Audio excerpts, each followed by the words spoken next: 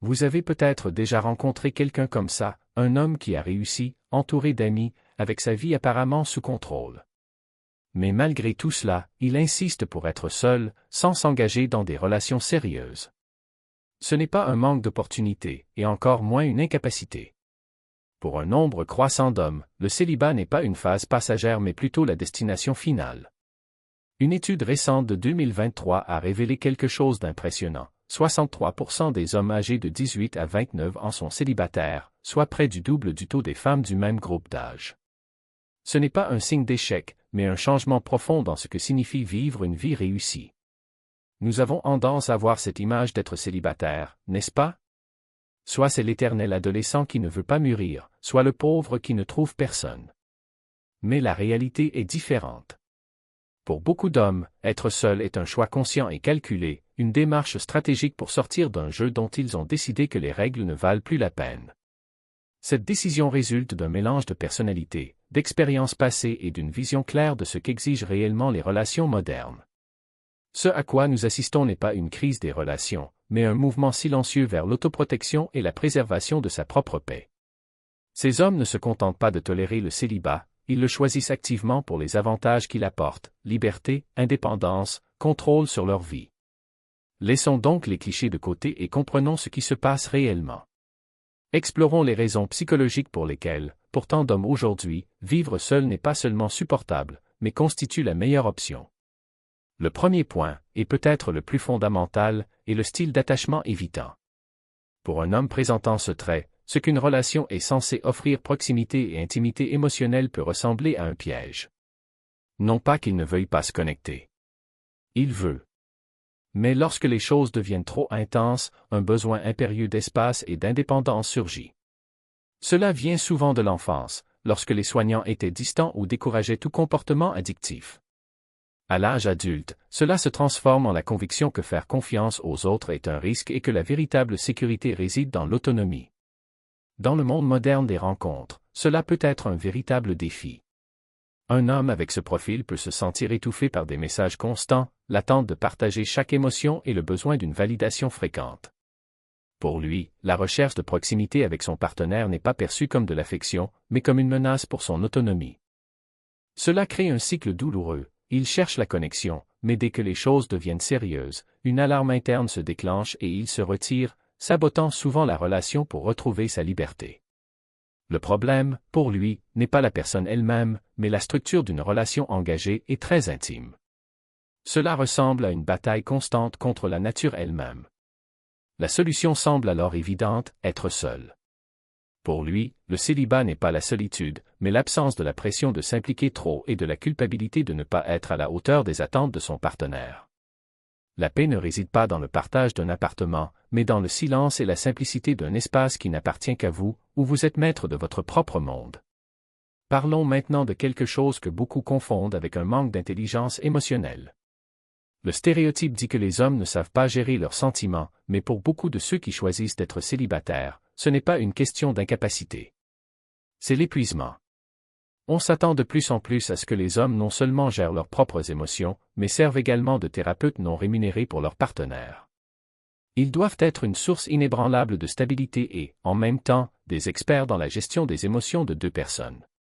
Le problème est que de nombreux hommes sont élevés pour être forts, indépendants et cacher leur vulnérabilité. Aujourd'hui, les règles ont changé et ils sont tenus responsables d'une maîtrise émotionnelle qui ne leur a jamais été enseignée. C'est comme être obligé de passer un examen final dans une matière que vous n'avez jamais pu passer. Le résultat? Une profonde fatigue. Il écoute, essaie d'aider, mais cela ne semble jamais suffisant. Ce travail émotionnel est constant et reste souvent méconnu. Alors, que faites-vous lorsque vous vous sentez épuisé par cette dynamique? Il quitte son emploi. Choisir le célibat est un choix conscient pour préserver votre énergie émotionnelle. Il ne s'agit pas d'un rejet des femmes, mais d'un refus du rôle de soutien émotionnel 24 heures sur 24. Dans la solitude, vos ressources émotionnelles sont à vous seuls et cela peut être un immense soulagement. La troisième raison est simple mais souvent ignorée, certains hommes préfèrent en réalité être seuls. Dans un monde hyperconnecté, le désir de solitude est perçu comme un signe de dépression ou d'anxiété sociale. Mais pour beaucoup, Être seul n'est pas l'absence de compagnie, c'est la présence de la paix. Ce ne sont pas nécessairement des introvertis timides. Beaucoup sont sociables et ont de bons amis. Cependant, leur état naturel de bonheur se retrouve lorsqu'ils sont avec eux-mêmes.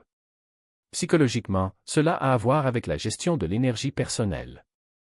Les relations avec une forte exigence de coexistence, des horaires partagés et des obligations sociales peuvent être épuisantes pour ceux qui s'épanouissent dans la solitude. Imaginez-le comme une batterie de téléphone portable. Certaines personnes se ressourcent grâce aux interactions sociales. D'autres ne peuvent se ressourcer qu'en étant seuls. Pour un homme qui valorise la solitude, une relation peut maintenir sa batterie à 20%.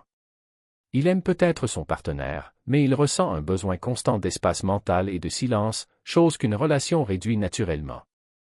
Le problème n'est pas qu'il soit antisocial, mais que la structure de la vie avec quelqu'un entre en conflit avec son besoin d'espace. Il peut se sentir coupable d'avoir besoin de passer autant de temps seul et son partenaire peut se sentir négligé ou rejeté. C'est une situation sans issue. La décision logique est donc d'honorer votre propre nature. En choisissant d'être célibataire, il élimine ce conflit central. Vous pouvez sortir avec des amis selon vos conditions, puis vous retirer dans la solitude qui vous ressource, sans blesser personne. Le célibat lui permet de vivre une vie en adéquation avec son besoin de tranquillité et de réflexion. Pour cet homme, une maison silencieuse n'est pas vide, c'est un sanctuaire. Le point suivant est lié à un trait de personnalité du modèle Big Five, le faible agrément. Un homme présentant cette caractéristique n'est pas nécessairement une mauvaise personne, mais sa personnalité peut entrer en conflit avec les exigences des relations modernes. Ces hommes ont tendance à être plus compétitifs, directs et sceptiques. Ils privilégient la logique aux sentiments et se soucient moins de plaire à tout le monde ou de maintenir l'harmonie. Bien que ces traits puissent être avantageux dans des domaines compétitifs tels que les affaires ou le sport, ils peuvent devenir un problème dans les relations. Vous avez déjà appris à vous protéger. Et dans un monde où les enjeux émotionnels sont élevés et les récompenses incertaines, cela pourrait être la décision la plus rationnelle qu'il ait jamais prise. Il y a aussi le poids invisible des attentes sociales. Dès l'enfance, les hommes sont bombardés par l'idée que leur valeur est liée au succès romantique. Tu n'as pas encore trouvé de petit ami, quand vas-tu te marier, as-tu déjà des enfants? Des questions qui, répétées au fil des années, transforment le célibat en un échec silencieux. La pression de s'adapter à un scénario prédéfini est suffocante. De nombreux hommes intériorisent ce récit et commencent à se considérer comme incomplets sans relation, comme si leur existence ne prenait un sens qu'aux côtés d'une autre personne. Et si, au lieu de lutter contre ce courant, ils décidaient simplement de nager dans une autre direction? Choisir le célibat n'est pas un abandon, c'est une rébellion. C'est refuser de mesurer votre vie selon les normes d'une société qui insiste sur la définition du bonheur en couple. C'est choisir de vivre sans validation externe, sans avoir besoin de prouver que vous êtes désirable ou réussi, simplement parce que vous avez de la compagnie. Et puis il y a la question du temps. Les relations consomment des heures, de l'énergie et de l'attention des ressources limitées qui, lorsqu'elles sont investies dans un partenariat, ne sont plus disponibles pour d'autres domaines de la vie. Un homme qui donne la priorité à sa carrière, à ses passe-temps ou même à son développement personnel peut constater qu'une relation sérieuse devient un obstacle plutôt qu'un complément. Il ne s'agit pas d'égoïsme, mais de clarté. Il comprend que chaque choix a un coût et que se consacrer à un partenaire signifie inévitablement renoncer à quelque chose de plus. Pour certains, ce compromis n'en vaut tout simplement pas la peine. La liberté de se réveiller sans consulter personne, de voyager sans planifier des mois à l'avance, de changer de plan à la dernière minute, tout cela est inestimable. Et, dans un monde où la vie est déjà pleine d'obligations, le célibat peut être la dernière frontière d'une véritable autonomie. Enfin, il y a le simple fait que tout le monde n'est pas fait pour la monogamie traditionnelle. Certains hommes découvrent, tout au long de leur vie, que leur nature est plus compatible avec la liberté qu'avec l'exclusivité. Cela ne veut pas dire qu'ils sont incapables d'amour ou d'engagement, cela signifie simplement que leurs besoins émotionnels et sexuels ne correspondent pas au moule conventionnel. Pour eux, le célibat n'est pas une phase, mais un choix conscient. C'est le refus de s'imposer dans un format qui ne vous convient pas, quitte à aller à l'encontre de ce qui est attendu. Et dans un monde qui persiste à qualifier ceux qui ne suivent pas le scénario des immatures ou des incapables de s'engager, cela pourrait être la décision la plus courageuse de toutes. Après tout, qu'y a-t-il de plus authentique, vivre une vie qui ne vous appartient pas ou accepter la liberté, même si cela se fait au prix de l'incompréhension des autres? Il a appris la leçon et se protège désormais. La 9e raison est l'une des plus proactives et positives de cette liste, l'accent mis sur la croissance personnelle et l'autonomie. Pour un nombre croissant d'hommes, la vie ne consiste pas seulement à trouver quelqu'un pour vous compléter. Il s'agit de construire une existence avec un but, selon vos propres conditions. Cet homme est en mission. Il se peut qu'il consacre toute son énergie à une entreprise, qu'il maîtrise une compétence, qu'il recherche davantage de connaissances ou qu'il se consacre à son propre développement. Une relation sérieuse, par nature, nécessite des compromis en termes de temps, d'argent et d'objectifs personnels. Vos week-ends ne sont plus seulement les vôtres. La décision de déménager en raison du travail affecte désormais 2 personnes. L'argent qu'il envisage d'investir dans sa start-up doit être discuté dans le cadre d'un budget partagé. Pour un homme si intensément concentré sur sa mission, ces compromis peuvent paraître comme des obstacles inacceptables. Il ne voit pas la relation comme un système de soutien, mais comme un point d'ancrage potentiel, capable de ralentir son rythme. Il ne s'agit pas d'égoïsme. C'est juste que votre principale ambition est la réalisation de soi. Il sait que construire quelque chose de significatif nécessite des sacrifices et de la concentration. Il a une vision claire de l'avenir et n'est pas disposé à le négocier. La solution? Rester sans engagement. Choisir le célibat est une décision stratégique qui vous permet d'investir 100% de vos ressources dans vos objectifs. Il ne s'épanouit pas chez un partenaire, mais dans ses propres réalisations. Ce choix n'est pas de la peur, mais de l'ambition et d'une profonde confiance en soi. Sa vie est le projet, et il a décidé d'être seul responsable de sa construction.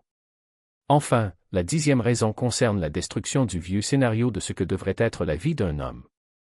Pendant des générations, le chemin était bien défini, étudier, faire carrière, se marier, acheter une maison, avoir des enfants. C'était la définition acceptée d'une vie réussie. Mais aujourd'hui, de nombreux hommes regardent ce scénario et se rendent compte qu'il ne correspond tout simplement pas à leurs valeurs ou aspirations. Ils se demandent si le mariage et la famille sont, en réalité, le seul chemin vers une existence épanouie. Cela est particulièrement vrai pour ceux qui ne correspondent pas au moule traditionnel de la masculinité. Peut-être qu'il est plus un artiste qu'un athlète, plus un intellectuel qu'un dominateur, ou qu'il n'a tout simplement aucun désir d'être le soutien de famille. La société exerce une pression énorme sur les hommes pour qu'ils se conforment, et une relation accélère souvent cette exigence. Les questions de la famille et des amis commencent à surgir. Quand vas-tu te marier? Quand vas-tu avoir des enfants? Une relation peut se transformer en un tapis roulant vers une vie dont il n'a jamais vraiment voulu. Le problème est l'incompatibilité entre votre identité et les attentes des autres. Il estime que, pour entretenir une relation sérieuse, il lui faudrait adopter une version de la masculinité qui lui semble fausse. La solution est d'écrire votre propre script. En choisissant de rester célibataire, il s'affranchit du poids de ses conventions dépassées. Vous pouvez définir votre propre masculinité, construire une vie autour de vos passions et créer votre propre définition du succès. C'est un acte puissant d'autodétermination. Pour cet homme, le célibat est la forme ultime de liberté personnelle. Ces 10 points effleurent à peine la surface d'un choix complexe et profondément personnel. Ce qui est clair, c'est que, pour beaucoup d'hommes, être célibataire n'est pas un état passif, mais une décision active et rationnelle en quête de paix, de liberté et d'autonomie. L'une de ces raisons vous a-t-elle interpellé? Ou avez-vous un autre point de vue? Partagez dans les commentaires, c'est une conversation qui vaut la peine d'être menée. Et si cette analyse vous semble logique, assurez-vous d'aimer et de vous abonner pour une plongée plus approfondie dans la psychologie et la culture moderne.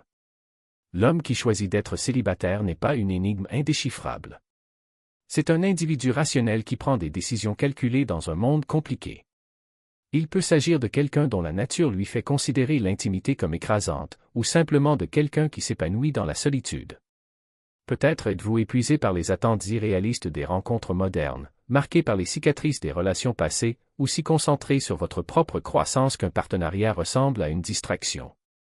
Ou encore, vous rejetez peut-être un scénario de vie qui ne vous convient jamais. Le fil conducteur ici est la recherche de paix et d'authenticité. Il s'agit d'un éloignement des conflits et de la pression pour adopter une vie sous votre propre contrôle. Ce n'est pas une tragédie. C'est une nouvelle voie qui est tracée. Un rappel puissant que la valeur d'un homme ne se mesure pas par son statut relationnel, mais par son caractère, ses objectifs et sa capacité à construire une vie qui lui apporte un véritable bonheur, même s'il le construit seul.